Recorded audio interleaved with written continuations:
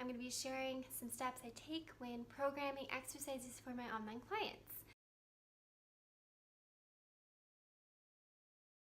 To answer that question, there's not an actual straight up answer like you need to work out 5 times a week doing this every day and this every day for bikini prep, because to be honest, it's different for everyone. When it comes to exercise programming, it is just kind of depends on where you're at physically, what areas of your body you're strong with, what areas you're weak with, and all those things kind of play a part into what sort of training program you should have. But I want to give you just a very general idea of how to create your own exercise program if you don't have a coach, because sometimes it can be a little bit confusing about what you should do.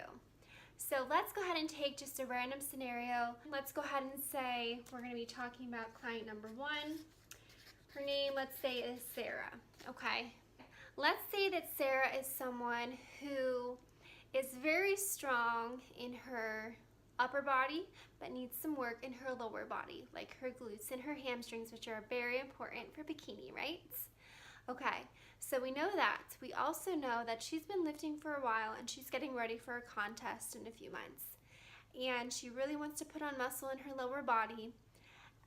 She's been working out consistently, 4 times a week. So as a coach, I'm just going to kind of go with you through my mindset of what I'm thinking when I'm writing a program for her. Okay, so if she's already been working out 4 times a week, that's what her body's used to, but she only has a few months left for a contest, I'm going to bump up her workouts probably to 5 times a week. So we're going to increase to 5 a week here. As far as what muscle groups we need to focus on, well, like she said, glutes and hamstrings. So instead of doing glutes and hamstrings as 1 time a week for her, I'm going to have her doing them 3 times a week, because that is what we really need to work on for her. Okay, so let's just say that's a goal here. We're going to kind of do glutes, including hamstrings, 3 times a week. Okay, so as far as the rest of the body, I want to hit every other muscle group in the body at least once a week, but the glutes and hamstrings we want to hit at least 3 a week. This is what I would be programming for her. Okay, so let's go ahead and separate it out. If she's going to work out 5 times a week, let's say we give her a Monday, Tuesday, Thursday, Friday, and Saturday. So she has a little day of rest here on Wednesday, and she has a day to rest on Sunday. All right, so let's go ahead. We're going to put in those glute hamstring workouts first, because that is most crucial for her success. So let's think about it. We're probably going to do it here, glutes, and we wouldn't want to do it the next day. We want to give him a little day off there, but she's going to get a rest day. So she should come back from her rest day feeling nice and strong and energetic. So let's do those glutes again here, because it's a very big muscle group and she's going to need to feel strong and ready for that workout. Okay, we wouldn't want to do them again Friday because we just did them Thursday. So then lastly, we'll put them here again. Okay, so we've got our glutes. Let me add in those hammies here. 3 times a week for her. Most important things, we've got them in there, and now we just need to fill in the rest to make sure we're hitting every other muscle group at least once a week. 2 a week would be nice too, okay? So let's say, for example, shoulders. I want to get shoulders in there 2 a week for her. I think shoulders is very important bikini as well. So let's go ahead and get shoulders in. I'm going to do a shoulder workout here, and I'm going to do it on Friday.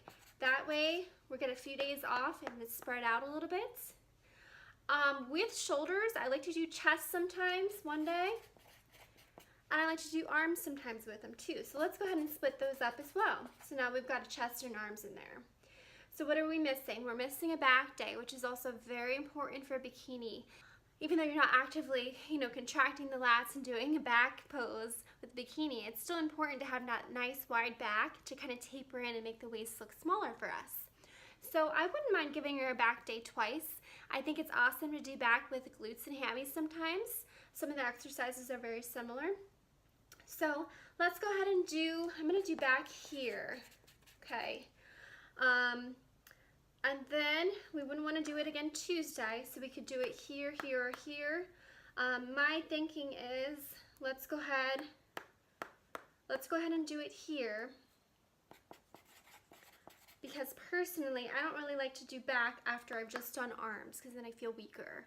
Okay, so I'm gonna put it there. We've got back in twice, we've got shoulder in twice, chest and arms are in once, glutes and hammies are in 3 times. So what are we missing? We're missing our quads and calves, and we're missing our abs. So where can we throw it in? Well, we've got 3 here, 3 here, 2 here, 2 here. So we've got some space on Saturday to throw those things in. So let's go ahead and add in the rest of the legs here. And then we need to add in abs. Well, heck, let's go ahead and add it. What would be our shortest workout? We could really do it could do it several days, but I'm gonna add it on Saturday because a lot of us have more time to work out on Saturdays, on the weekends. So that's what I would do. Okay, so just quick summary.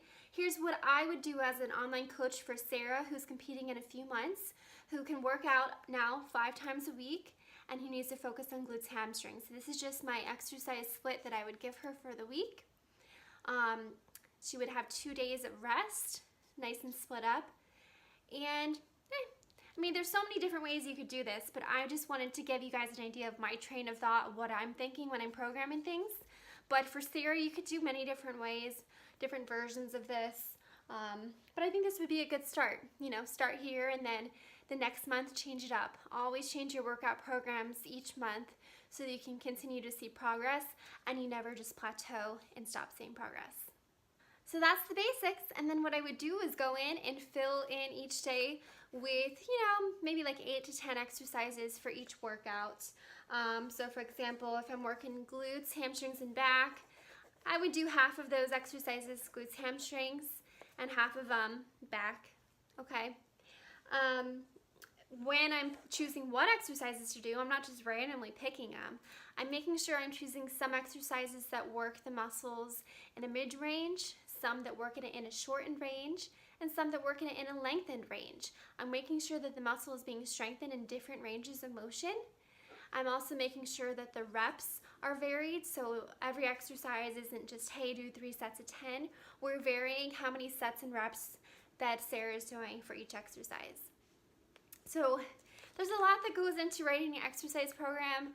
I do recommend if you're competing that you do get a coach who's knowledgeable and can give you the right resources and the right program that's custom to your needs and that's not just a cookie cutter program.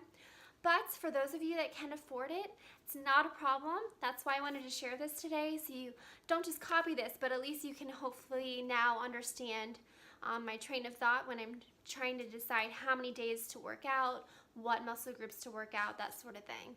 So here's just one example. Feel free to comment below. I'm always happy to help you ladies out. Just want to be here and support you guys as much as I can on your contest prep journey. Alrighty, see you guys next time.